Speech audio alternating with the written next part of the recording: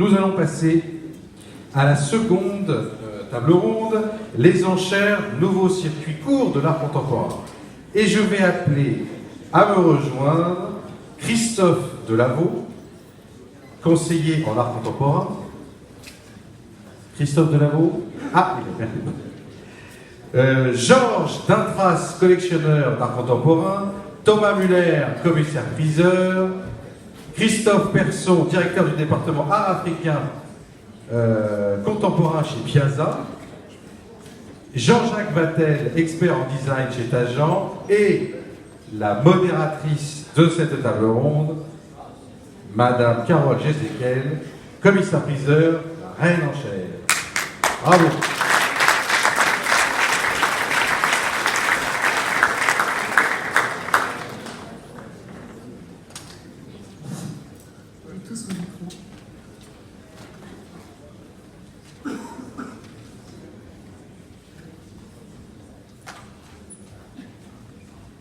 J'ai beaucoup de fiches parce que résumer ce point, cette table ronde, n'a pas été facile de faire une véritable synthèse.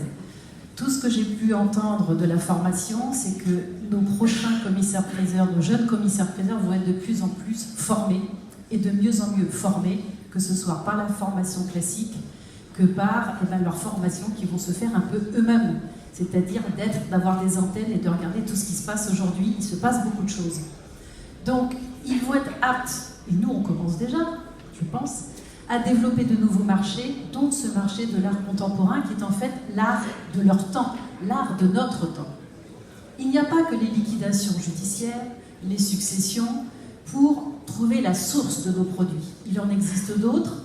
Aujourd'hui, avec la libéralisation des enchères, les restrictions et cloisonnements qui tombent, et qui n'ont plus lieu d'être, aujourd'hui, tous les acteurs du marché devraient travailler ensemble. Quand je parle de ces acteurs, ils sont multiples.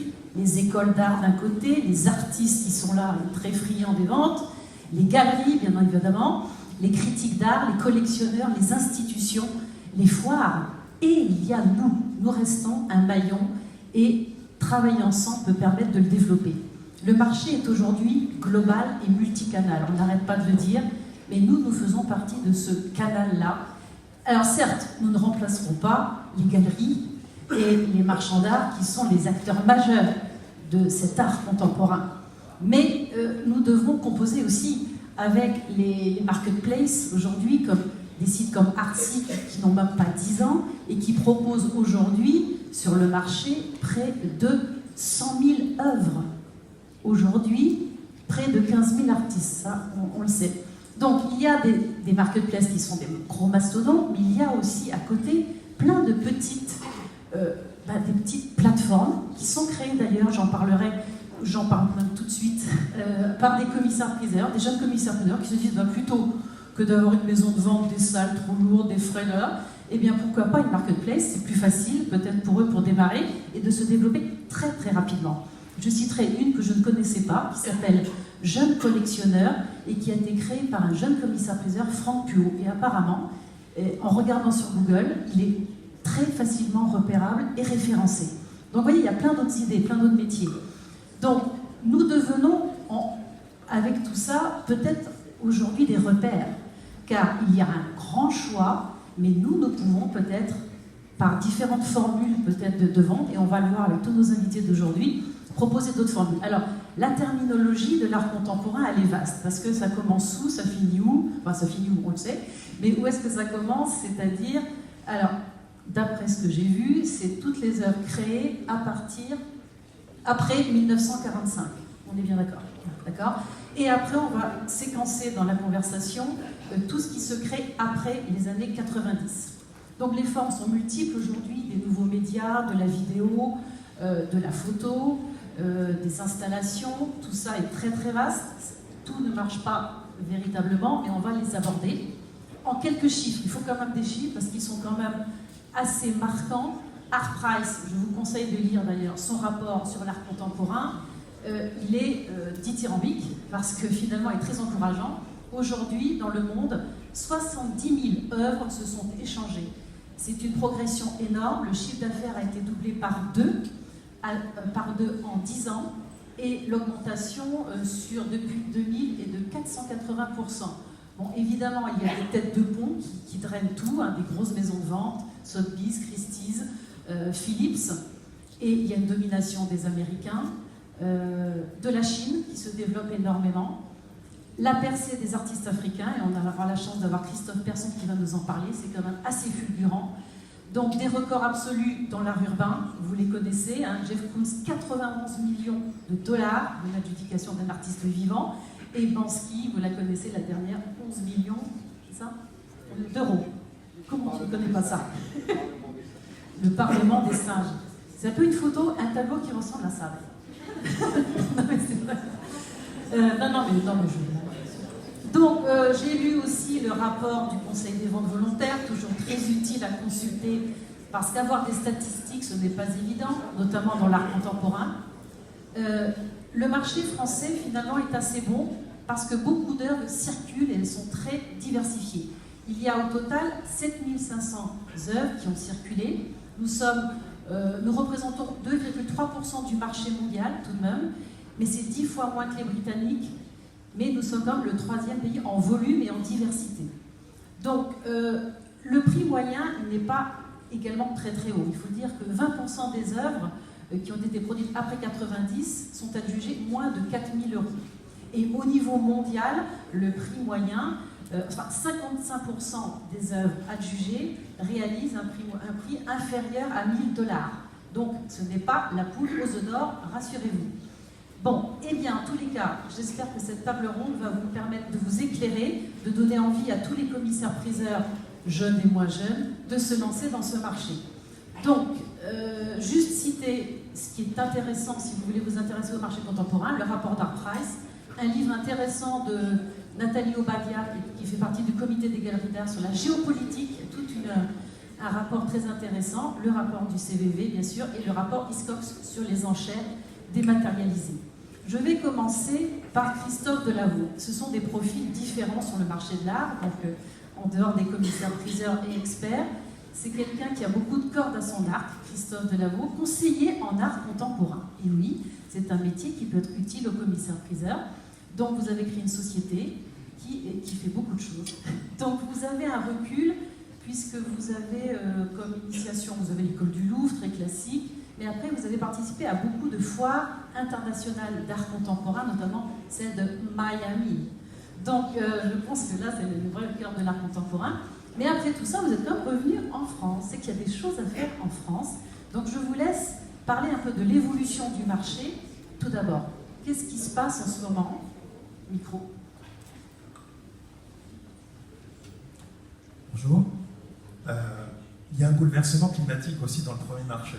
On parle toujours du climat et du temps, mais dans le premier marché, on a vraiment un bouleversement depuis un certain nombre d'années. On s'aperçoit que la fréquentation des galeries devient assez aléatoire. Parfois, on a des très bons taux de fréquentation de l'exposition, et parfois, c'est un peu plus compliqué pour les galeries. Vous parliez des foires, évidemment. Je parcours un certain nombre de pays pour voir un petit peu ce qui se passe à chacune des éditions de ces foires. Il faut savoir qu'il y a environ plus de 388, 390 foires d'art contemporain référencées qui méritent qu'on s'y intéresse sur l'ensemble de l'année. Ça commence en janvier et ça finit en décembre, donc vraiment on a un calendrier excessivement dense. On s'aperçoit que les foires également pâtissent un petit peu de ce bouleversement et des modifications de comportement du visitorat et du public. Il y a un rapport, mais une enquête qui a été faite par le New York Times il y a quelques temps qui montrait qu'on avait un effet, alors pardonnerez l'anglicisme, mais un effet cooling off. Est-ce que vous étiez au courant de ce phénomène?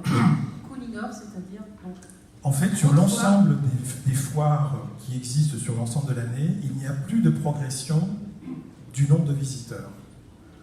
Alors évidemment, une foire va communiquer dans ses communiqués de presse et dans sa communication sur le fait qu'il y a une progression annuelle d'environ 10 000 visiteurs, voilà.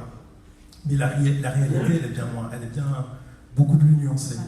On s'aperçoit qu'il y a justement, le fait qu'il y ait une explosion depuis une quinzaine d'années de ces propositions d'événements partout dans le monde entier, Ça va de Thessalonique à Tokyo, de Singapour à Madrid, enfin dans toutes les grandes capitales et dans toutes les grandes villes du monde, on a à un moment ou à un autre un événement du type salon ou foire consacré à l'art contemporain. Ce public qui est très curieux, très versatile et très mobile a fini par s'essouffler et il ne fréquente que de moins en moins ou reste très périphériquement ou très géographiquement parlant attaché à certains événements mais ne parcourt plus le monde. Donc l'essoufflement se fait, et de la même manière pour les galeries aussi. Alors est-ce que justement il s'intéresse à côté de ça, en plus, aux Alors, ventes aux enchères? Le deuxième bouleversement, si vous me permettez, là, le bouleversement se tourne au niveau de ce qu'on appelle le triumvirat artiste, galeriste, collectionneur. Il y a eu aussi un bouleversement, je dirais, des comportements et de l'intérêt que le premier marché,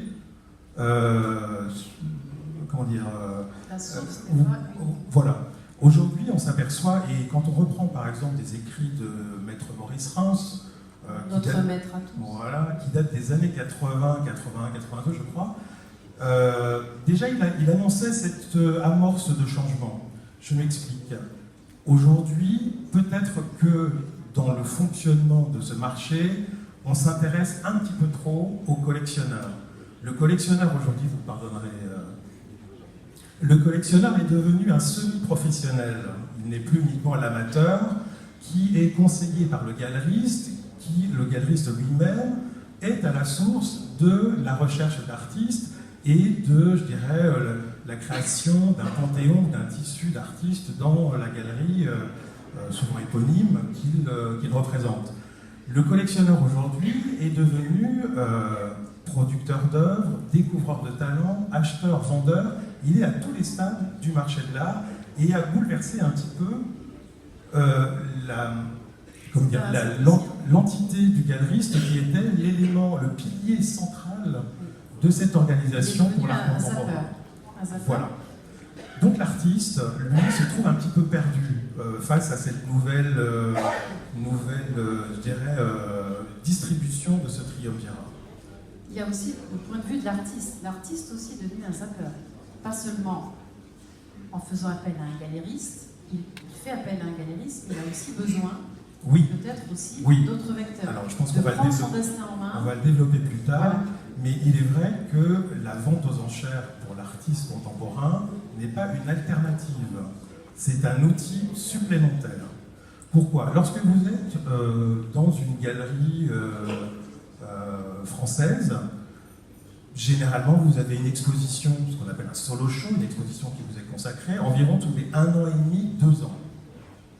Quelle autre proposition? Qu'est-ce qui reste à l'artiste pour approcher le marché pendant les 1 an et demi ou les 1 an et 3 mois entre 2 expositions dans la galerie? Oui, et les réseaux sociaux, l'artiste étant de plus en plus informé, apprend aussi l'existence de ce monde des cotations. Alors c'est très récent. Depuis environ 5-6 ans, on s'aperçoit que l'artiste, lui aussi, tend à devenir un semi-professionnel du marché. Il a décidé de prendre son destin commercial en main. Et ce ne sont pas que pour des artistes confirmés qui ont les possibilités d'avoir, entre guillemets, des attachés de presse, entre guillemets, des commerciaux et des assistants. Vous avez des étudiants à peine diplômés des écoles des beaux-arts qui ont déjà pris conscience de l'intérêt qu'ils avaient de draguer, ou en tout cas d'être dans le premier marché et dans le marché des galeries. Ils ne sont même pas encore sortis des écoles, ils ne sont encore même pas lauréats de leurs écoles, et on les retrouve dans les salons, on les retrouve dans des groupes shows, dans les expositions, on les retrouve dans les festivals, et tout ça est de leur propre volonté. Ce sont eux qui ont décidé de faire ces démarches, de se rapprocher des acteurs du marché de l'art contemporain, du premier marché, des opérateurs et des commissaires-priseurs également. Alors les opérateurs aujourd'hui, donc comment les ventes dites art contemporain ont-elles évolué? Vous avez un petit recul. Elles ont commencé par les ventes caritatives. C'est ça. C'est toujours là l'occasion où là, on a souvent un grand public devant nous, un grand vide sidéral, et là, il faut faire les clowns pour vendre des œuvres. On a tous connu ça. C'est sûr que c'est plutôt ingrat. Mais c'est l'occasion de s'exercer dans l'art de vendre, justement, des choses difficiles à vendre. C'est vrai, Donc, vous alors, aviez les ventes raison. caritatives, mais depuis, il y a eu d'autres. Vous aviez raison. C'est quand même récent. Lorsque l'on parlait généralement d'artistes contemporains dans les ventes aux enchères, c'était très très souvent limité à des actions caritatives, où l'artiste avait, pour d'autres raisons, des implications auprès d'associations, des implications associatives ou des affinités familiales ou des choses qui répondaient à ce type de vente aux enchères. Donc après ces ventes caritatives, vous avez identifié des ventes thématiques, oui. Des ventes par secteur géographique, c'est ça. On en parlait tout à l'heure, oui. Et les ventes dites un peu pop-up. Parce que oui, voilà. ce qui est intéressant pour vous, pour nous, notre marché, c'est de faire appel à des gens comme vous pour essayer de doper nos ventes, ces ventes qui ont toujours cette structure assez classique, vente à 14h, exposition avant, enfin, un catalogue. Après tout, y a-t-il peut-être d'autres solutions pour les rendre plus séduisantes? Vous me disiez même sexy. Oui, donc séduisant. Il y a qu'est-ce qu'il y a comme petite solution en off pour essayer de sortir du cadre traditionnel, puisqu'on n'est pas dans le traditionnel. En préparant cette table ronde, je me suis effectivement intéressé sur la réalité des petites nouveautés, des petites substances substantielles qui existent aujourd'hui. Alors effectivement, je me suis arrêté sur ce terme pop-up qui me paraissait, alors qui n'est pas du tout utilisé en terminologie. Voilà, je le lance là parce que ça me paraissait plus intéressant quant à résumer un petit peu ce qui se passe. Qu'est-ce qu'on peut faire pour faire des ventes pop-up? Alors, il faut, pour séduire des collectionneurs. Il faut du contenu, mais du contenu indépendamment du contenu de la vente aux enchères proprement dit. Voilà. C'est-à-dire qu'aujourd'hui, de la même manière que font les galeries, vous entendez les galeries d'art contemporain sont organisées en association, organisent des brunchs, des déjeuners, des conférences, des concerts, des tables rondes, des performances d'art contemporain. En plus de tout le boulot qu'on a, il faut en plus faire les galeries sont ouvertes le dimanche, sont ouvertes en nocturne. Vous avez comme ça tout un profil, toute une typologie de propositions. La vente aux enchères doit s'adapter aussi à ces demandes. C'est la demande du public. Là, ça répond à une demande d'un contenu. Un contenu qui est un contenu pédagogique, culturel, d'accompagnement qui va au-delà même du produit de la vente et de la réalisation de la vente aux enchères.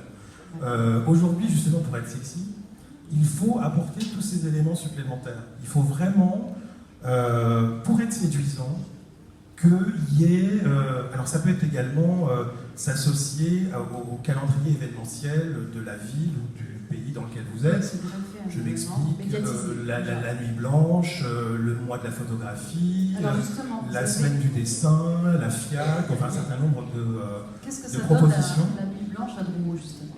La nuit blanche à Drouot, il y a quelques années, oui, on a fait un très bel événement avec Ange Leccia la première année, qui a investi l'hôtel des ventes et qui a transformé l'hôtel des ventes avec la proximité historique. Alors encore une fois, là c'est intéressant puisque vous aviez le Golf Drouot qui était juste à côté et qui a vu Adamo, Johnny, un certain nombre d'artistes.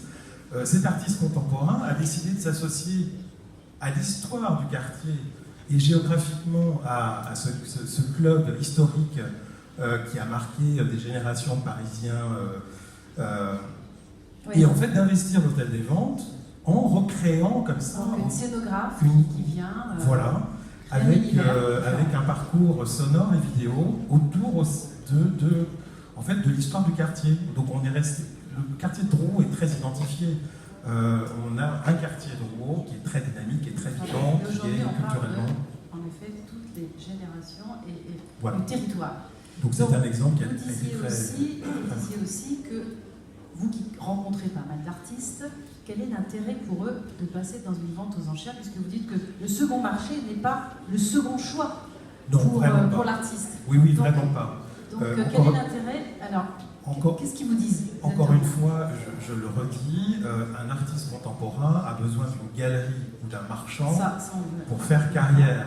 C'est impossible encore aujourd'hui, malgré cette génération millénium, l'utilisation d'Instagram et d'un certain nombre de sites internet, de réseaux sociaux, on ne fait pas carrière si on n'a pas un professionnel derrière lui ou accompagné mais avec en lui. plus, si on a le commissaire-priseur, qu'est-ce qu'il va Voilà, apporter? Une diffusion internationale. Une diffusion internationale, Rapide. de manière très pragmatique. Qu'est-ce qu'offre un commissaire-priseur? Qu'est-ce qu'on Une nouvelle visibilité, un nouveau public, un visitorat qui n'est pas forcément celui des galeries. On sent encore qu'il y a une distinction entre les collectionneurs d'art contemporain qui constituent leur collection au travers des ventes aux enchères et les collectionneurs d'art contemporain qui sont les clients et prospects des galeries. On voit une distinction entre les deux. On a des profils qui ne sont pas totalement les mêmes. Même si on retrouve des profils similaires, on a quand même une vraie distinction aujourd'hui. La deuxième chose, c'est que bien souvent, vous avez un catalogue papier que les études font pour chacune des ventes aux enchères. On en parlait digitaux avec Thomas Muller tout à l'heure. Donc, pour résumer, vous nous dites que l'artiste est assez demandeur de passer aux enchères. Très. Bon, eh bien, merci pour vos conseils, Christophe Delaveau. Passons maintenant à la rubrique collectionneur. Nous avons la chance d'avoir un grand collectionneur parmi nous, donc, qui font partie évidemment des acteurs qui soutiennent ce marché de l'art contemporain. Vous êtes collectionneur d'art contemporain, vous êtes également notaire. Oui, alors d'abord notaire, Voilà. Et après collectionneur. Parce que au contraire de ce que disait monsieur à ma droite tout à l'heure, je ne me sens pas du tout professionnel de... Enfin, j'ai jamais vendu, pour vous dire... Si vous voulez ma carte... J'ai environ 400 œuvres et je n'ai jamais vendu une œuvre, donc je ne me sens pas professionnel, je ne me sens pas... je me suis fait plaisir, j'ai fait ce que j'ai voulu, j'ai acheté comme j'ai voulu, sans gourou, sans conseiller, sauf peut-être les soirs de bringue à Drouot dans les années 80, on allait dîner avec les marchands à la sortie des ventes, mais c'est tout. Voilà. Donc, je n'ai jamais cherché à spéculer. Voilà. Je n'ai jamais cherché à spéculer, j'ai toujours acheté ce qui me faisait plaisir. Alors j'ai eu de la chance, puisque je n'ai acheté que de l'art contemporain, et comme vous savez, l'art contemporain a fait des multiplications qui sont très substantielles. Oui. L'art moderne, vous avez plus acheté? Non, j'ai jamais acheté d'art moderne. J'ai commencé à partir de... En fait, les artistes, 90% même de ma collection, ce sont des artistes vivants. Enfin, au moment où je les ai achetés, ils étaient vivants. C'était Pierre Alechinsky. C'était une huile, c'était une huile sur marouflée sur toile. Et vous l'avez toujours? Oui, je l'ai toujours, bien sûr. J'en ai même acheté une autre plus tard, et les deux sont chez moi, dans ma salle à manger. Vous avez même acheté, je crois, ici à l'Automobile Club de France. Oui, j'ai acheté le soulage de Madame Pompidou ici, sur l'estrade. En vente aux enchères. Qui les faisait à l'époque, ici à l'Automobile Club de France? Alors non, c'était une vente caritative. C'était une vente caritative, donc il y avait les 4 commissaires-priseurs importants de l'époque, il y avait Binoche, Cornette de Saint-Cyr, Briest, et puis le président de l'époque, je ne me souviens plus de lui. Voilà, donc, et ça a été évidemment cadeau. Enfin, nous, on avait donné la salle, et voilà.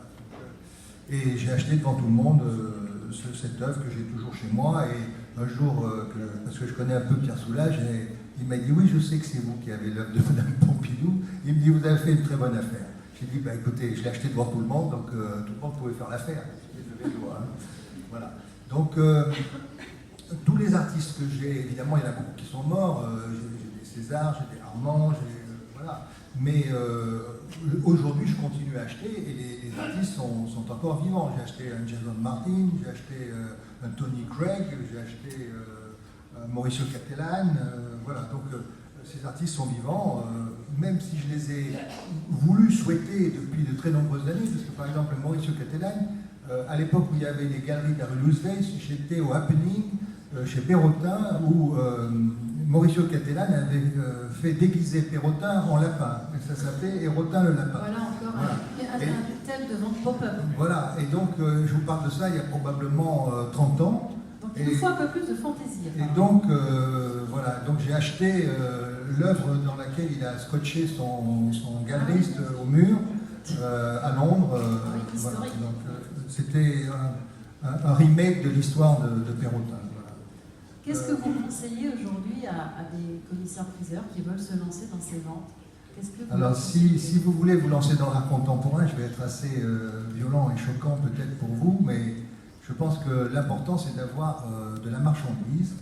Et pour avoir de la marchandise, il n'y a qu'un seul moyen, c'est ce que je disais à madame tout à l'heure, vous dites à votre enfant de faire une école de commerce ou de finance, il part à Londres travailler chez un fonds de pension à Londres, il se fait plein d'amis, plein de copains, qui sont tous des collectionneurs d'art contemporain, et puis après il pense à passer son diplôme de commissaire-priseur, qui est tout à fait accessoire. Et là, vous aurez de la marchandise presque de première qualité, puisque ce sont des gens qui collectionnent très rapidement, c'est-à-dire ce sont des vrais spéculateurs, ils revendent au bout de 3, 4 ans, 5 ans, 6 ans, et donc vous pouvez faire 4-5 catalogues d'art contemporain extrêmement prestigieux. Donc voilà, si vous voulez devenir commissaire-priseur d'art contemporain, moi si on me demande mon avis, si je devais conseiller un de mes enfants à faire, je lui dirais oublie tout ça, ça tu l'apprendras bien après. L'important c'est de trouver de la bonne marchandise. Et alors vous pensez qu'il n'y en a pas suffisamment en France de la bonne marchandise? Écoutez, tout ce que j'ai acheté dans les, disons, 3 ou 4 dernières années, je suis allé l'acheter à l'étranger. Le Julien Lopi, je l'ai acheté chez Cornet à Bruxelles. Le Mauricio Catalan, je l'ai acheté à Londres. Le Tony Craig aussi. Oui. Alors, c'est-à-dire que l'offre que l'on vous propose dans les ventes aux enchères publiques n'est pas... non, à Paris... ou ne correspond pas à votre goût. Oui. À Paris, c'est compliqué. Oui. À Paris, c'est compliqué. C'est que il n'y a pas tant que ça d'artistes français. Les artistes français n'ont pas une notoriété internationale suffisante, malheureusement. Il y en a, mais dans les grands... J'ai acheté beaucoup d'artistes français. J'ai beaucoup acheté d'artistes français parce que ma collection, c'est au moins 50% d'artistes français. Et là, effectivement, j'ai acheté, alors soit dans des galeries, par exemple, pour le premier marché, par exemple, j'avais envie de Viala. J'ai acheté une dizaine de Viala. Je les ai toutes achetées dans des galeries. Le dernier que j'ai acheté, c'était à la FIAC, dans une galerie qui s'appelait Wenzel. Et tout le reste avait été acheté chez M. Fournier, pour lequel Jean Fournier, j'avais beaucoup d'admiration, parce qu'il m'a appris beaucoup de choses. C'était un galeriste remarquable. C'est toujours des formateurs. Et il avait découvert Joan Mitchell, il avait découvert Entaille. Mon premier entaille, je l'ai acheté chez Jean Fournier. Il fallait supplier Jean Fournier pour qu'il vous vende une œuvre. C'est-à-dire que j'ai acheté des Viala, ok. Mais je commençais à être un petit client chez lui. Je n'achetais pas des Joan Mitchell, etc. à 500 000 $. Donc un jour, je demande au premier vendeur qui s'appelait Jean-Louis, et je lui dis, mais Jean-Louis, comment je peux faire pour avoir un entaille? Il m'a dit qu'il n'en a pas. Et alors il m'a haussé les épaules comme ça, il m'a dit, c'est qu'il ne veut pas t'en vendre, parce qu'il me dit qu'il en a plus d'une centaine dans la cave. Voilà. Donc il fallait supplier le marchand pour être adoubé et qu'il accepte de vous vendre une œuvre de Simon Donc, Entaille. à nous de créer des nouveaux collectionneurs, de séduire ces collectionneurs. Alors, quels sont les moyens dont nous disposons, juridiques aussi, pour convaincre parfois un chef d'entreprise qui n'a pas forcément un gros budget d'acheter? Il y a des moyens juridiques de déduire fiscalement, pour les inciter à acheter des œuvres. Moi, j'ai fait pas mal de conférences à ce sujet, mais si vous voulez, très rapidement, si vous voulez, c'est la déduction fiscale dans le cadre du 5 pour 1000 du chiffre d'affaires. C'est-à-dire qu'il faut que ce soit une société, qu'elle soit à l'IS ou qu'elle soit au PIC, donc les notaires ne pouvaient pas, puisque c'est PNC. Voilà. Donc il fallait que l'artiste soit vivant, et il faut aller exposer chez vous, et vous pouvez pendant 5 ans. Voilà. Alors après, il fait partie de la collection, c'est-à-dire qu'il faut que vous l'inscrivez, il faut inscrire cette œuvre comptablement sur un compte spécial, et donc vous ne pouvez pas, ça ne sera jamais votre œuvre. C'est-à-dire que le jour où vous vendez votre entreprise, eh bien, vous voyez partir votre collection. Oui, mais justement, il y a un petit vide, je pense. On ne sait pas trop ce que ça devient après les 5 ans. Ah non, non, après les les 5 ans. pas Dans la ah si. Alors, si vous voulez, pour être clair, il faut que ce soit exposé, dans les lieux de passage, de public, c'est-à-dire une salle d'attente, l'accueil, ou au milieu du travail des ouvriers. Enfin, voilà. Justement, mais pas dans le bureau du patron, pas dans le bureau du directeur général, pas dans le bureau du comptable, etc. Donc ces œuvres, au bout de 5 ans, vous pouvez les mettre dans votre bureau. Vous pouvez les mettre dans le bureau du directeur général. Chez vous, ça fait beaucoup. Là. Oui, non mais moi je ne suis pas un exemple, puisque moi tout ce que j'ai acheté, je l'ai acheté à titre personnel. Je n'ai jamais acheté... Oui, c'est quand même un bon moyen de convaincre parfois des chefs d'entreprise d'acheter et de décorer leur mur en dehors des photos de Plisson, je parle en Bretagne, d'avoir des artistes contemporains, pas forcément de très grands prix, mais actuels et autres. Pour vous donner un exemple, 5 pour 1000 du chiffre d'affaires, si par exemple l'entreprise fait 10 millions de chiffre d'affaires, il peut acheter une œuvre de 50 000 € tous les ans. Donc c'est pas négligeable de leur conseiller ça. À vos chefs d'entreprise. C'est pas négligeable de leur dire, ben voilà. Alors le problème c'est qu'au bout du compte ce sera piégé. Il faut qu'ils le sachent. Ça on va pas lui dire tout de suite. Mais alors si vous voulez, si vous avez des très grosses collections, il y a un moyen de sortie, c'est de faire une fondation. C'est de faire une fondation à votre gloire. Et bon, comme la fondation Carmignac par exemple, donc là, vous faites une fondation et donc les œuvres qui ont été exposées dans les locaux de l'entreprise riment sur la fondation. Mais c'est pareil, la fondation, c'est piégé. Il faut savoir que le jour où vous n'êtes plus là, ça va éventuellement à la Fondation de France ou ailleurs. Enfin, c'est pas votre bien personnel. C'est ça ce qu'il faut que vous compreniez. Et c'est pour ça que je n'ai jamais voulu faire une collection sur mon entreprise. De toute façon, je ne pouvais pas, puisque je vous ai dit, moi j'étais PIC. J'aurais pu passer à l'IS, etc. On est venu me raconter tout et n'importe quoi, mais je n'ai jamais marché. Voilà. Donc, bon. Après, c'est des choix. Mais si vous voulez, c'est un moyen. Ce que nous avons fait aussi, avec mes collaborateurs et mes associés, etc., c'est qu'on a créé un club d'investissement avec, effectivement, cette fois-ci, des entrepreneurs, des industriels, des très gros commerçants, etc. Et on achète ensemble. C'est comme la peau de l'ours, c'est-à-dire que ça dure 5 ans. Au bout de 5 ans, ça permet de créer. Mais ça leur permet d'avoir le goût de l'art contemporain. Voilà. Et ça marche énormément, puisque maintenant on a fait Magellan 1, maintenant on est en cours de Magellan 2. Et donc à la fin de Magellan 1, c'est moi qui l'ai fait, on fait une espèce de vente privée aux enchères. Et chacun reçoit une pièce de la collection. Voilà. C'est-à-dire qu'en fait, on se répartit en fonction des points, d'un système à points, etc. Très bien. Vous avez donné pas mal de conseils pour les nouveaux collectionneurs de demain. Merci Georges Impasse. Je passe maintenant à un commissaire-priseur qui pratique la vente aux enchères d'art contemporain. Thomas Muller, qui lui est arrivé à l'art contemporain par ses études, déjà très sensibilisé, donc est déjà étudiant un mémoire sur les artistes de quelle époque? J'ai fait un mémoire sur le début des années 80 en France. D'accord, après formé chez Wappler, donc voilà. Très bonne école. Et puis surtout, au moment de ce mémoire, j'ai eu l'occasion de faire un commissariat d'exposition avec d'autres étudiants au CCC à Tours, qui est un des meilleurs centres d'art contemporain en France, je pense. À cette occasion-là, j'ai eu l'occasion de rencontrer Mathieu Mercier, qui venait d'avoir le prix Marcel Duchamp et qui m'a pris sous son aide, et j'étais assistant de Mathieu Mercier pendant 1 an. J'ai travaillé pour lui en échange d'une œuvre. Comme je n'avais pas les moyens à l'époque de pouvoir m'acheter une œuvre, j'ai travaillé avec tout Mathieu. avait bien commencé. Voilà, avec Ben, avec comme ça de l'assistanat d'artiste, avant de repartir sur du droit pour pouvoir passer mon examen de commissaire-priseur. Très bien.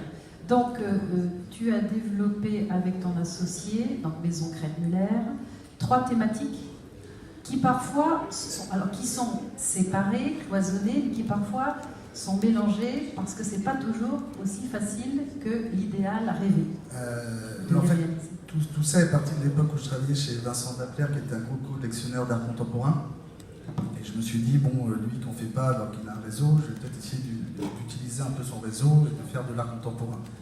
Bon, à partir de là, on se dit, qu'est-ce qu'on peut faire? On ne va pas essayer de faire des ventes comme Sotheby's, Christie's, d'agent, il faut savoir ce qu'on est, être resté humble et faire ce qu'on peut.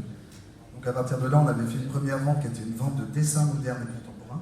Donc on avait uniquement des œuvres sur papier, ce qui nous avait quand même permis de sortir des œuvres. On avait un grand Bernard Venet, d'avoir des choses qu'on n'aurait pas forcément eu si on n'avait pas fait cette vente à thème.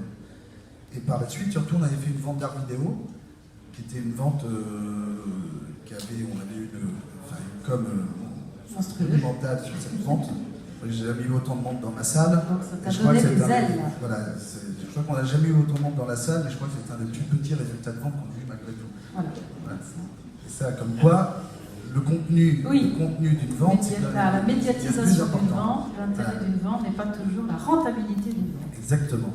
Et donc après, quand je me suis associé avec mon associé, avec Guillaume Cray, parce qu'il déteste qu'on discrète. Je le dis parce que souvent on dit D'accord, discrète. je l'apprends, ça j'ai appris quelque chose. Et donc lui est parti pour s'occuper de l'art urbain, moi plutôt de l'art contemporain. Et le timing a fait qu'à ce moment-là, Gilles Frassi, qui est notre expert en art contemporain, a arrêté de travailler à Versailles. Et donc il est venu travailler avec nous et il travaille également avec d'autres études, avec Romain Yadigar. Et donc Gilles était là aussi pour nous épauler à pouvoir voilà, donc entouré d'un bon expert, expérimenté. Exactement. Donc il y a aussi les ventes d'ateliers d'artistes. Ça c'est intéressant. Oui. Enfin, atelier d'artistes, oui, explique. C'est-à-dire qu'on avait eu l'occasion, j'ai fait la vente d'un artiste qui s'appelle Attila, un artiste des années 70, à l'époque où j'étais chez Maître Papler. Et puis après on a continué, j'ai eu plusieurs ateliers ou morceaux d'ateliers. Et les choses un peu de bouche à oreille sont développées. Donc derrière, j'ai eu la vente de Jean Legros. Jean Legros, qui est un très bel artiste, qui était à la Galerie La Lumière, qui est un artiste qui est décédé dans les années 80. Déjà des noms. Oui, il y avait déjà un petit marché sur cet artiste. Et derrière, on a fait pour la première fois une vente d'atelier d'un artiste vivant, Joël Froment, qui était un des élèves de Jean Legros. Et qui lui-même avait combien de pièces on a vendu, on a fait une première vente avec 300 pièces. Il y a combien de temps?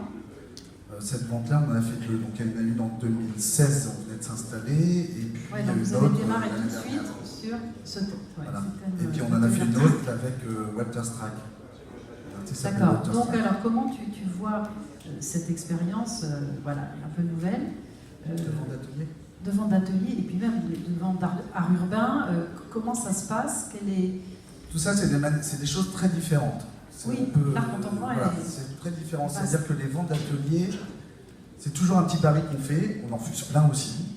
C'est une relation. L'aventure. Voilà, c'est une relation aussi qu'on veut avoir avec l'artiste. On regarde s'il y a quand même une certaine historicité, il faut qu'il y ait un peu une histoire à raconter. Parce que si c'est juste quelqu'un qui veut vendre ses tableaux et que vous savez déjà que ça ne marche pas, on est d'accord, ça ne sert à rien. Ouais, donc tu sélectionnes. Là, voilà, on sélectionne quelqu'un comme Joël Froment, c'était quelqu'un qui était président du groupe Madi, c'était pas n'importe qui. Les pièces dans certains musées, Walter Strike, c'était pareil, c'était des artistes. Contenu, voilà, il y a un vrai contenu et il y a un vrai contenu historique aussi dans ces œuvres-là, c'est-à-dire que c'est pas n'importe quoi. Et après, comment tu les défends? Un catalogue? Alors après, on les défend de manière très simple, c'est-à-dire que la plupart du temps, il n'y a pas de code. Oui. Donc comme il n'y a pas de code, et ben nous, on n'est pas de prix. C'est-à-dire que toutes les toiles, a priori, on annonce que c'est à vendre, on commence quasiment tout à une centaine d'euros. Et le marché, on laisse le marché faire les choses. Et c'est une des conditions, c'est une condition fondamentale pour nous pour accepter de faire ces ventes, qui sont quand même des ventes assez relativement risquées.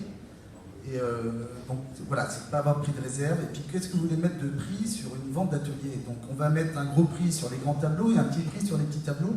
Tout ça est absurde. Parce que dans les ventes d'atelier, vous avez des gens qui viennent et qui vous disent « Moi j'adore cet artiste, j'aurais aimé acheter le grand tableau, mais j'ai qu'un petit mur chez moi. » Donc le budget que j'aurais eu pour le grand, c'est pas la couleur du canapé, ça va pas. Et les prix sont complètement absurdes. Est-ce que l'artiste participe quand même au financement du catalogue, de la publicité, de tout ça? Parce que c'est quand même une belle plateforme. Tout dépend. Oui, non, mais ça veut dire qu'il ne faut pas avoir de scrupules à demander parfois la participation d'un artiste, même modique, même s'ils sont tous fauchés, à la photo d'un catalogue ou autre, parce que sinon, on part. C'est évident qu'on prend des honoraires. Ou alors tu fais ça vraiment pour la passion. Non, mais c'est évident qu'on prend des honoraires. Oui, mais si tu ne vends pas suffisamment. Mais essaie de Voilà. faire suffisamment. Oui, c'est ça. Sinon, voilà, c'est surtout de ne pas se tromper.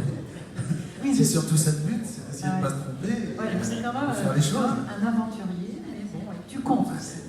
Les risques restent limités, mais c'est surtout aussi un partage. Parce que là, on parle d'argent, c'est notre métier de parler d'argent. C'est bien aussi de Donc, parler c'est bien de de parler ça. un peu de peinture et de parler d'art. C'est que les ventes d'art contemporain, c'est pas toujours rentable, mais ça fait plaisir. Mais elles sont rentables. Ce sont des ventes qui le sont. Rentable, oui, pas. C'est simplement que je pense que pour tous ceux, tous ceux qui vont s'installer ou qui sont installés, ce qui est important, c'est surtout de savoir ce qu'on est. Ce qu'on a envie de faire. Ce qu'on a envie de faire. Plaisir. Moi, c'est vrai que dans nos ventes d'art contemporain, moi, ce qui m'amuse, c'est d'avoir des artistes que le marché a oubliés.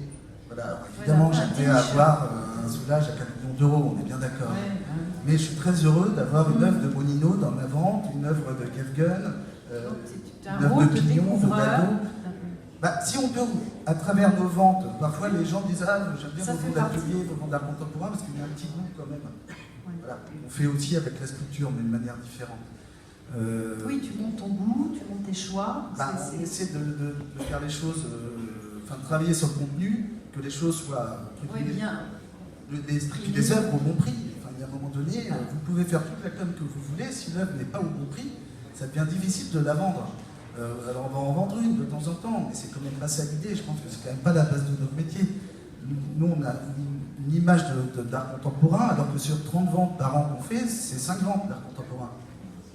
Donc, c'est quand même 5 ventes, voilà. c'est déjà plus que la moyenne. Oui, je sais.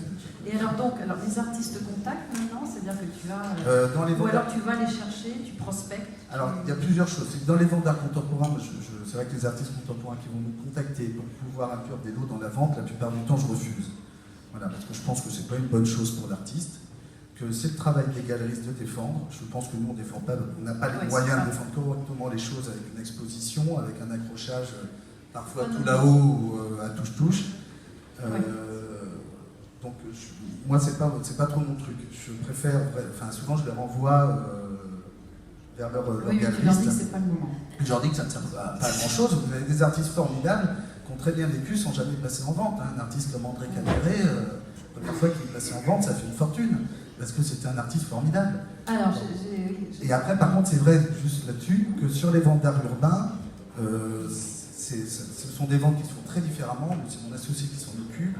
Mais là, effectivement, il y a un certain nombre d'artistes qui donnent leurs œuvres directement. Voilà, justement, alors de nouveaux métiers apparaissent dans le marché de l'art contemporain, de jeunes qui se lancent et qui peuvent être des satellites autour du commissaire-priseur. J'ai vu que dans ta vente d'hier, où tu mélangeais art urbain et art moderne, tu avais donc quelqu'un, dont je vais faire la pub, elle est bien ou pas?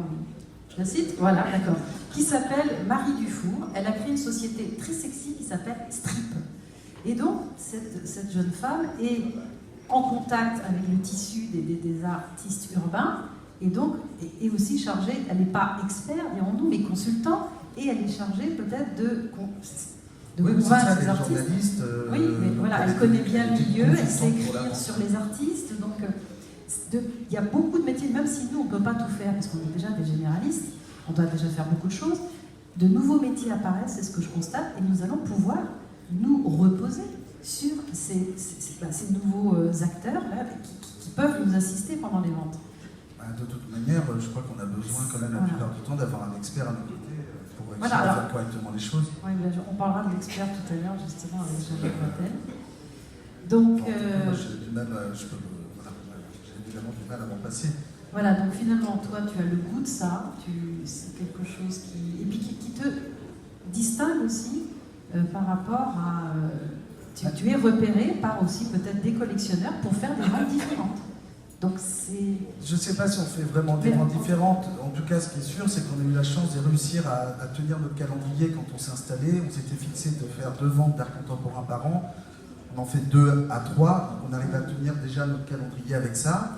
Et puis on a eu la chance d'avoir, il y a 2 ans, une très belle collection où dedans il y avait un Martin Barré, des Tony Grand, donc des choses en réalité qui n'étaient pas destinées à une étude de notre calibre.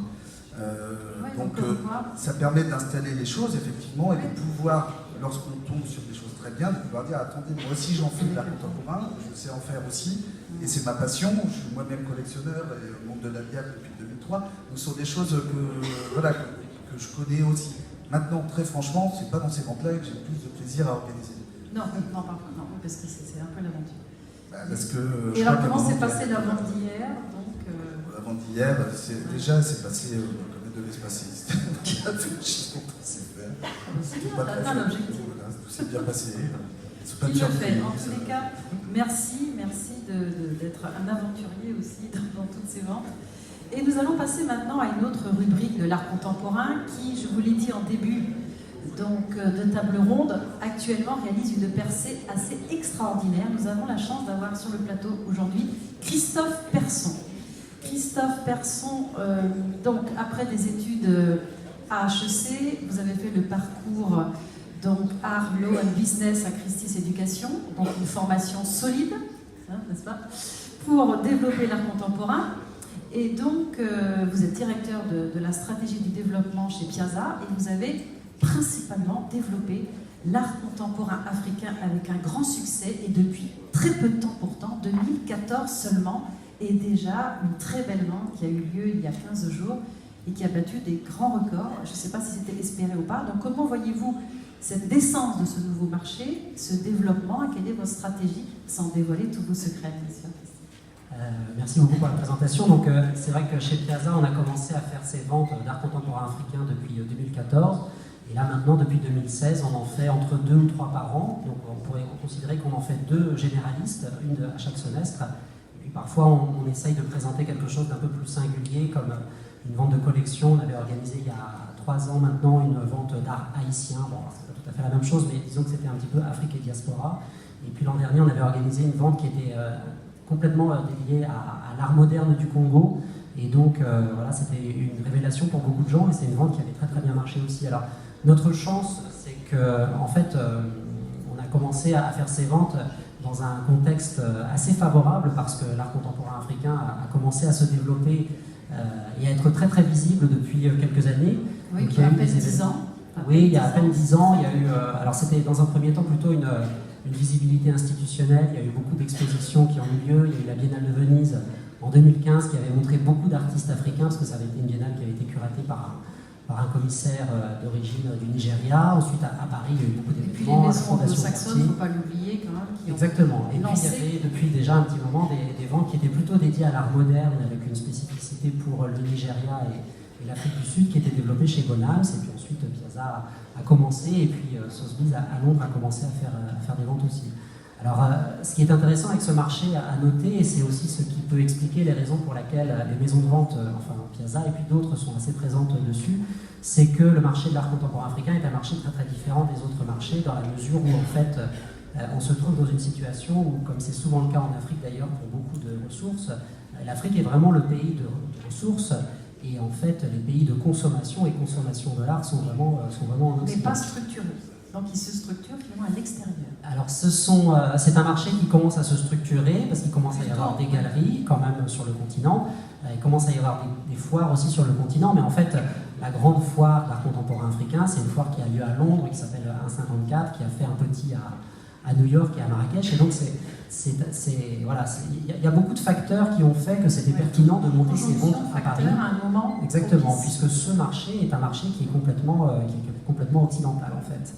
Et puis c'est un marché aussi sur lequel il y a beaucoup d'artistes qui ont un talent, mais j'ai envie de dire, c'est un peu bizarre de dire ça, mais objectif en fait. Donc c'est des artistes qui n'ont pas un CV long comme le bras, mais qui, compte tenu du fait qu'ils ont aussi fait des études, ils ont appris l'histoire de l'art, ils ont appris les techniques, ils arrivent à produire aujourd'hui un art qui est contemporain et pertinent. Voilà. Donc, alors parlez-nous, en consultant un peu ces ventes d'art africain contemporain, j'ai entendu parler de ces ventes curatées. Alors ça, c'est un mot que je ne connaissais pas, que tout le monde ne connaît pas. Qu'est-ce qu'une vente curatée? Puisque vous dites que le succès des ventes aujourd'hui d'art contemporain africain, c'est qu'elles soient curatées. Expliquez-nous. Alors, l'idée des ventes curatées, il n'y a pas une définition, on parle un peu de ça maintenant de façon générique. L'idée, c'est d'essayer de réfléchir. Alors, pour l'art africain, j'ai envie de dire, c'est un peu plus facile. dans la mesure où l'art contemporain africain présente plusieurs caractéristiques. Une des caractéristiques importantes de ce mouvement, je pense, c'est que justement c'est un mouvement. Dans l'art contemporain, j'ai envie de dire occidental, on parle beaucoup d'individualité. En matière d'art contemporain africain, on se rend compte que, bien entendu, l'Afrique c'est un très très grand continent, il y a beaucoup de pays, mais il y a aussi beaucoup de régions, beaucoup de cultures, et en fait, cette diversité et cette richesse, elle permet d'organiser un catalogue de vente de façon curatée, puisqu'on peut raconter une histoire, on peut raconter l'histoire. C'est-à-dire les catalogues sont construits, mais vraiment très longtemps en avance. Alors non, la variété. On n'a pas plus de temps que pour... Non, en fait, j'ai envie de dire le curating se fait plus posteriori. Donc j'essaye de rassembler des œuvres et puis ensuite, lorsque j'ai réussi à constituer un ensemble, j'essaye de comprendre quelle est l'histoire que ces œuvres peuvent raconter. Mais oui, donc vous, votre rôle, c'est quand même vous vous consacrez pratiquement uniquement à ce thème. Donc c'est-à-dire qu'il faut énormément d'investissement. Je crois que vous organisez aussi comme quoi on parlait de tout ce qui peut se passer autour d'une vente. Vous allez un peu plus loin puisque vous avez créé également une biennale internationale de sculpture au Burkina Faso. Vous allez loin. Oui, je pense qu'il faut... Vous êtes créateur aussi d'émergence d'artistes. Oui, il faut un certain engagement, je pense, vis-à-vis des artistes. Il faut bouger. Hein. C'est vrai que oser inventer l'avenir, c'est la biennale qui s'appelle BISO, c'est ça? Et donc ensuite, c'est vous qui allez chercher des artistes ou vous avez... Alors, moi, je ne peux pas être tout le temps sur le terrain parce que j'ai bien sûr un travail de bureau à faire aussi, mais j'ai plutôt un réseau de contacts en fait dans plusieurs pays. Et donc, ce sont des gens qui sont sur le terrain, que je connais, ce sont soit des Occidentaux, soit des Africains, qui sont intéressés par l'art. Souvent, ce sont des gens qui se retrouvent aussi dans un pays un peu loin de chez eux. Ils sont un petit peu... ils ont du temps, en revanche, eux, à consacrer à ça. Ils font le tour des ateliers. Et puis, en fait, on s'appelle... j'appelle ces gens tous les jours pour leur demander ce qu'ils ont trouvé. Ils me font des propositions et je sélectionne. Par exemple, la vente qui a eu lieu il y a 15 jours... le prix moyen aujourd'hui, c'était quoi et le record? Qu'est-ce qu'il y a eu comme vraiment poussé vers le haut? C'est vrai qu'on a eu plusieurs records parce qu'on a fait x40 l'estimation 2 fois. Ça fait plaisir d'entendre ça. Puisqu'on avait un tableau d'un artiste camerounais qui n'a pas de galerie, en fait, qu'on a présenté chez Piazza depuis 3 ans. Moi, j'en ai parlé à des galeries en disant je trouve que c'est vraiment très très bien. Et puis, je trouvais que c'était trop coloré, trop figuratif ou trop narratif, je ne sais plus. Et en fait, moi j'ai beaucoup cru. Et puis je travaille beaucoup en amont aussi avec les acheteurs potentiels et j'essaie de tester à l'avance ce qui va les intéresser. Avant la vente, oui. Voilà. Donc des tactiques, des maisons évidemment anglo-saxonnes. Et c'est vrai que la plupart du temps, nous, quand on fait des ventes, on n'a pas trop le temps d'aller chercher des acheteurs, n'est-ce pas? On a déjà tous les vendeurs à aller chercher. Donc le prix moyen, c'était quoi? Le prix moyen, disons que maintenant c'est entre 10 000 et 30 000. Ouais.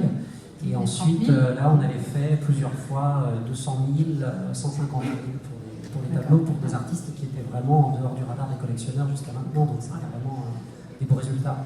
Très bien, donc ça c'est un exemple parmi d'autres. Il n'y a pas tellement de ventes d'art africain contemporain en France, mais je voulais juste témoigner que j'en ai organisé une récemment et que j'ai senti au niveau du public, d'abord un nouveau public, vraiment qui était assez épaté par la qualité, des prix qui étaient beaucoup plus modestes bien sûr, mais j'ai attiré un monde différent, des personnalités différentes, des profils différents et qui ont acheté alors qu'ils ne sont pas du tout collectionneurs, pas du tout connaisseurs, pas forcément très amateurs, mais qui ont été séduits. Donc il ne faut pas hésiter, c'était une première et je pense que je vais continuer. Donc à vous tous aussi de relever ces défis. Merci Christophe. Nous allons passer à Jean-Jacques Vatel. On va changer de la peinture, de la sculpture, on va parler de design.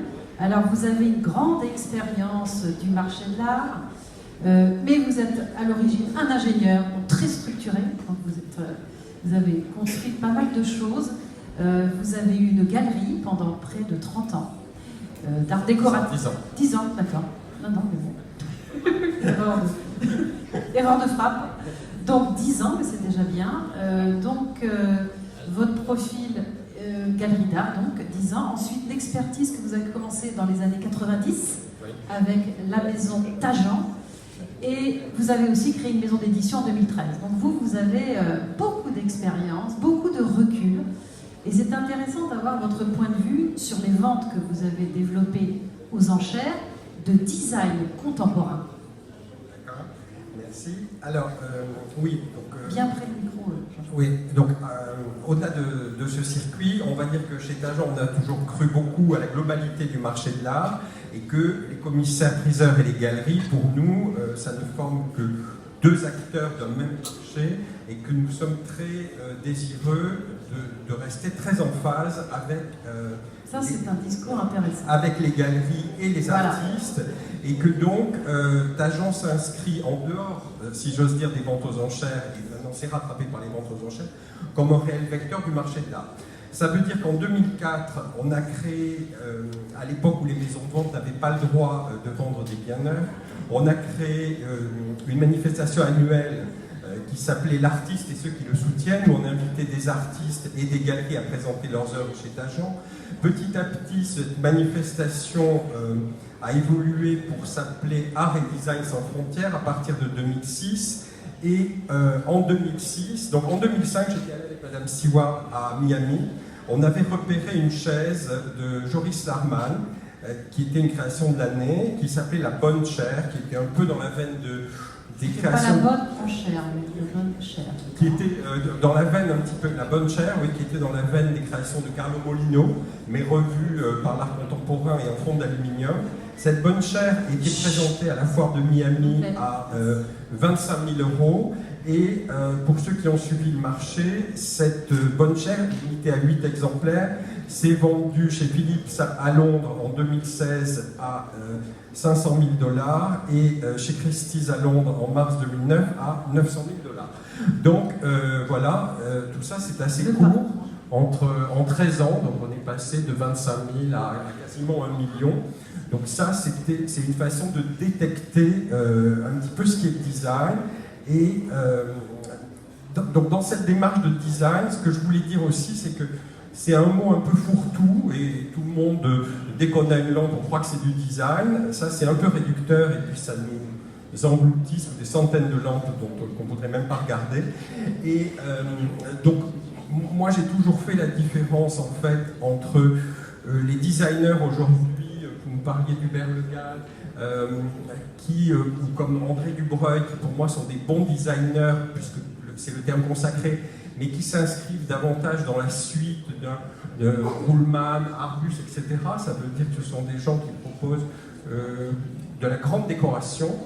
Et ce qui nous intéresse davantage chez Tajan, c'est d'aller chercher des designers qui, comme ont pu l'être Le Corbusier à l'époque, ça veut dire des personnes qui, avec un bout de tube, proposaient quelque chose d'assez révolutionnaire. Nous, on va plutôt chercher des designers qui, aujourd'hui, utilisent des nouveaux matériaux, ça veut dire de la fibre de carbone, ça veut dire de la fonte d'aluminium, et qui font des investigations de forme très poussées. Aujourd'hui, il y a une intervention très forte des installations vidéo, par exemple, dans le design même. Alors, il y a Matthias Bengtsson qui, lui, utilise des logiciels de croissance de plantes On aurait bien voulu avoir une image. Qui fait grandir dans des cages, et tout d'un coup, il arrête la croissance de la plante, et à partir de là, on fabrique un meuble.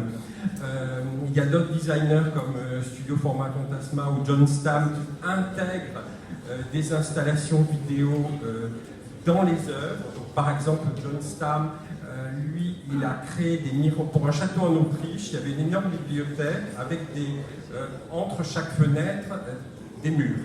Et donc, il a été en résidence et on lui a demandé de créer du design. Il a installé des capteurs dans la forêt autour des installations pour filmer ce qu'on ne voyait pas du château. Ça a duré des jours, des nuits, des orages, etc. Et il a proposé 8 œuvres qui sont des sortes de vidéos qui durent chacune 24 heures, dans des grands miroirs sans teint et qui viennent... Et alors là, vous avez mis aux enchères On n'a pas mis aux enchères parce qu'aujourd'hui, le support d'un catalogue pour montrer une vidéo de 24 heures, c'est pas adapté.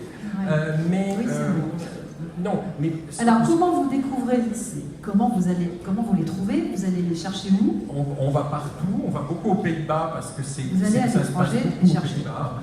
Ils sont très bons. Il y a eu Druk Design dans les années 80 qui a été très bien. Après, ça s'est un peu effondré parce qu'ils sont partis dans les matériaux de récupération de façon un peu trop obsessionnelle et que c'est devenu pas très plaisant. Donc c'est vous qui allez personnellement à des salons, vous allez repérer. À Eindhoven, par exemple, l'école d'Eindhoven aujourd'hui qui est devenue quasiment la meilleure école de design en Europe.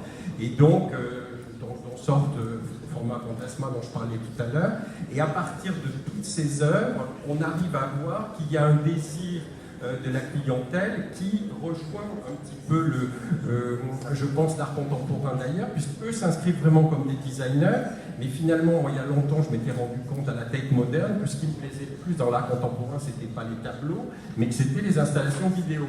Voilà. Donc, ça, c'est encore très audacieux. Voilà. Donc, je pense qu'il y a un raccord aussi aujourd'hui à ce que le design intègre beaucoup. Voilà, ce que vous faites aussi chez Tajan, c'est que vous faites des expositions qui sont pas forcément, enfin qui sont connexes de la vente, mais qui ne donnent pas lieu à une vente aux enchères de ces œuvres. Voilà. Ça, vous faites ça aussi, c'est-à-dire qu'il y a plein de formules. On est aussi vecteur, commissaire à l'exposition. On fait surtout des expositions dont une partie des œuvres peuvent être en vente privée. On a présenté, il y a aussi une dizaine d'années, Adrien Guénier, qui aujourd'hui est devenu un artiste extrêmement désirable, qui à l'époque était présenté. Donc alors, en vente de gré à gré, c'est-à-dire que...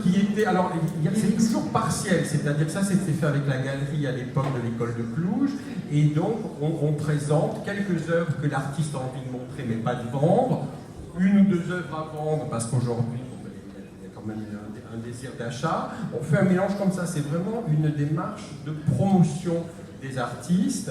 On les défendait comme un galériste aussi. En design, on présente Joseph Walsh, qui est un artiste irlandais qui, par exemple, prend un arbre entier. Enfin, sa technique, c'est ça. On prend un arbre, on le découpe en lamelles. Toutes les lamelles sont inscrites avec un code barre et dans les meubles, jamais des lamelles de bois qui n'étaient pas en contact dans l'arbre pourront être en contact, plus en contact. Et après, l'arbre est complètement remodelé pour donner des meubles, des sculptures, des étagères. Alors ça, il y a eu des ventes de gré à gré réalisées dans le... Alors, il y a eu quelques ventes de gré à la gré, et puis on va aussi un peu dans le conceptuel avec Kinetura, qui est un artiste qui sont des artistes belges qui ont fait rentrer la lumière dans le mur, c'est-à-dire qu'aujourd'hui, on ne conçoit plus une maison avec des appliques et des lustres, mais la lumière est dans le mur, et... ça nous donne envie d'aller à vos ventes. Une de nos fiertés, c'est que ces artistes-là, donc Joseph Walsh et Lunero Kinetura, sont aujourd'hui des artistes qui sont présents dans la collection de beaucoup. Très bien. Bon, on sent que cette spécialité vous tient à cœur et que vous faites des découvertes avec des noms qu'on ne connaît pas du tout. Donc, allez à la maison Tajan. Est-ce que vous avez autre chose à ajouter? Je vais faire un rapide tour de table après avec chacun. Micro. Pour un petit peu conclure, et sur cette table ronde, que diriez-vous, je voulais quand même... Christophe? M'entend? Oui. Ouais. Je voulais quand même rassurer l'auditoire, on a très très bons artistes français. Alors évidemment, les artistes stars de l'art contemporain... Est-ce qu'on peut avoir le son un peu plus haut? Parce que je ne sais pas si tout le monde nous entend bien. Nous, on vous entend. Les artistes stars français de l'art contemporain sont peut-être moins sensibilisés ou moins sensibles aux ventes aux enchères, et là peut-être que sans doute il y a quelque chose à faire pour les convaincre. Oui, de votre côté. Vous parliez tout à l'heure, au regard de vos derniers achats que vous avez faits, effectivement on a affaire à des stars anglo-saxonnes, où là le rapport à la vente aux enchères est quelque chose culturellement intégré dans le processus de reconnaissance ou dans le processus de construction de la carrière d'un artiste. Donc à nous de créer ce réflexe pour voilà. l'artiste. Il manque ce lien. Il est évident que lorsque l'on discute avec des artistes français, Biennale de Venise, les artistes qui exposent dans des grandes foires et des grandes institutions, ils n'ont pas dans leur discours ce rapport, je dirais, évident avec les ventes aux enchères. Sans doute qu'il y a quelque chose il y a matière à développer.